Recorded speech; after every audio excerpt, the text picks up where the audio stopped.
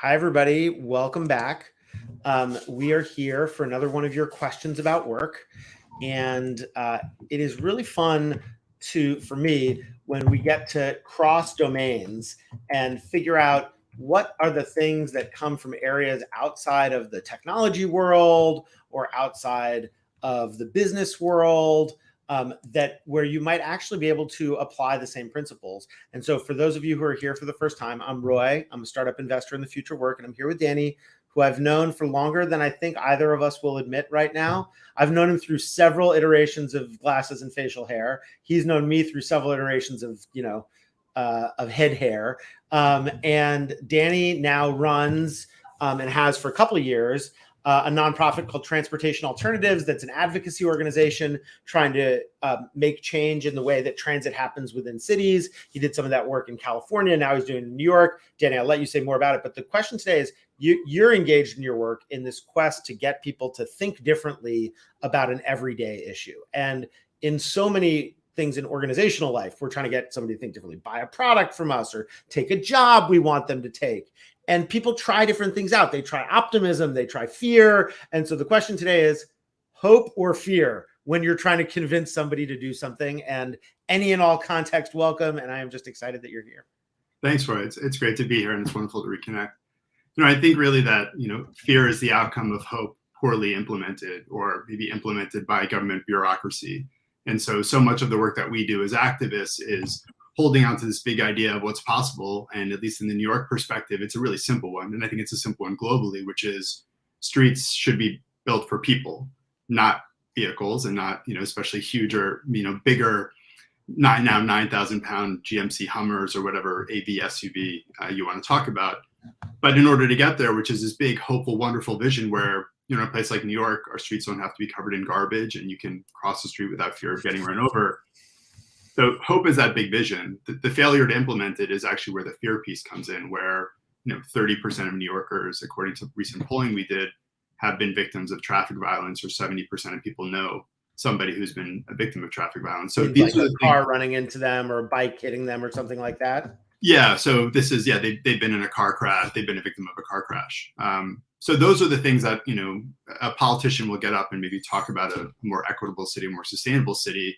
But obviously the inability to implement that, or the lack of political will to do so, leads to this fear that people have, which is really what's driving a lot of advocacy, right? So it's bringing coffins or white strollers or, white bikes out in front of City Hall and shaming a mayor to take some action because there's this big hopeful vision that isn't being implemented.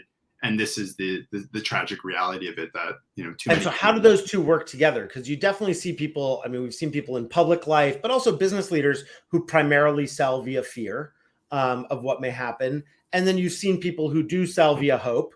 And the two rarely seem to relate to one another, but I have the sense that you have a theory on how they do. So how do the two combine?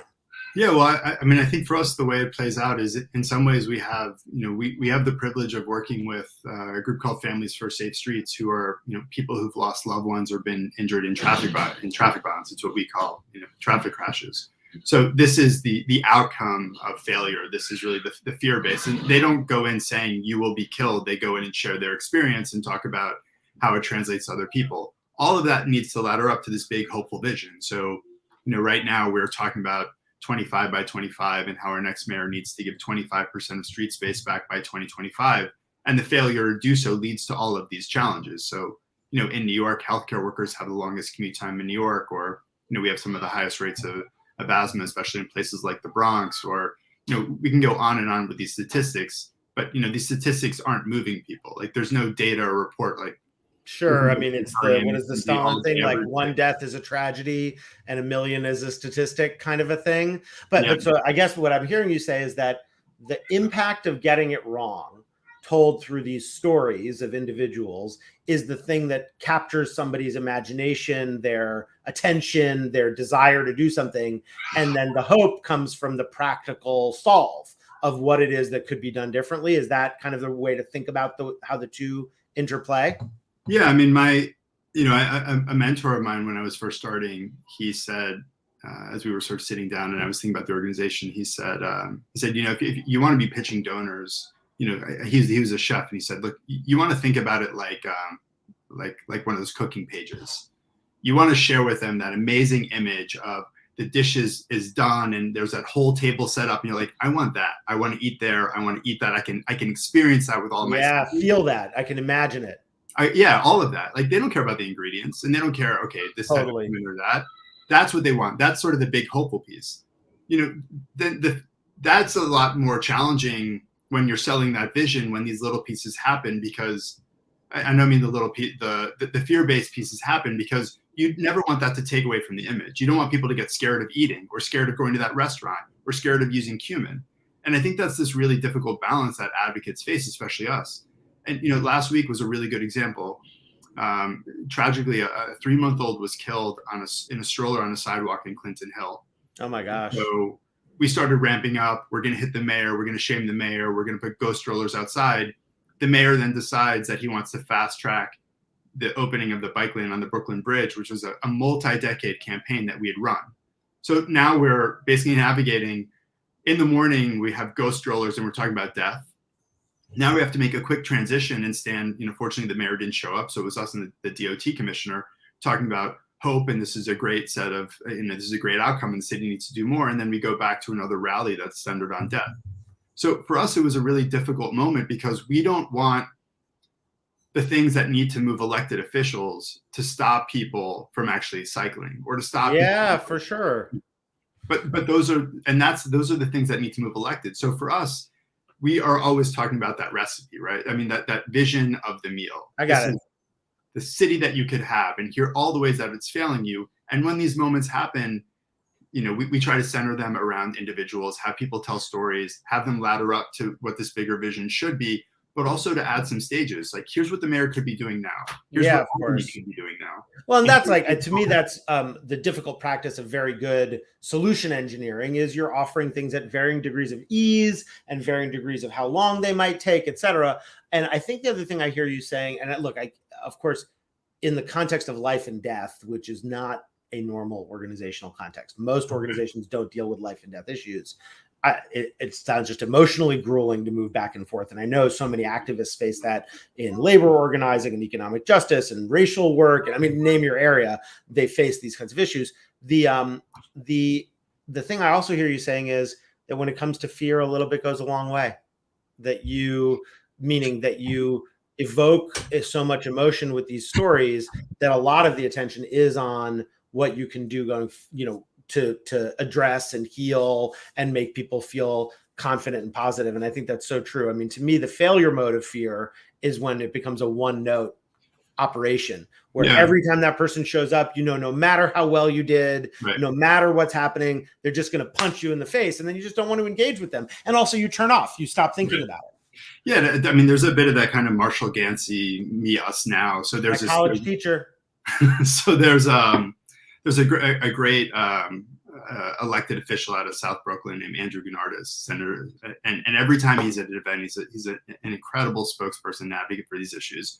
Whenever he gets up at a vigil, he'll always start by saying, how many of you were almost killed or almost hit by a car when you were crossing the street?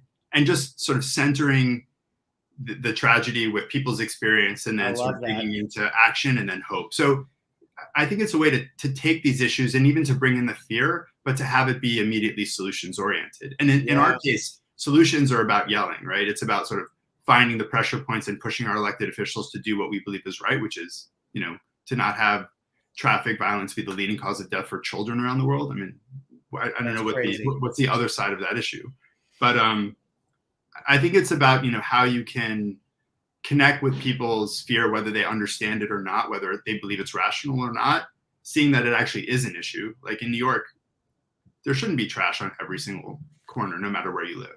Can we agree with that? Like, you should be able to cross the street if you're with a stroller or an older adult. And then how do you take that, fear that people have, connected to, well, here's something you can do about it. And here's what it could look like. Here's the promised land. And I just want to sort of, on this point is, I think as it relates to this work of hope, we don't need more of these sort of Elon Musky tubes and big visions that are futuristic that people can't connect to. When we were putting out the 25 by 25 vision, we just told a bunch of animators, like, make a version of New York that's less shitty. That's still awesome and wonderful, but it doesn't need to be these like big tubes and things moving around. It just needs to be that wonderful, gritty part of the city, just better. I love that. I love that. Yeah. And I mean, look, I don't want to discard the power of extreme imagination either, Sure. because that pulls us to places, but it does have to happen with a range of things. And, you know, one of our common refrains here is timing and dosage.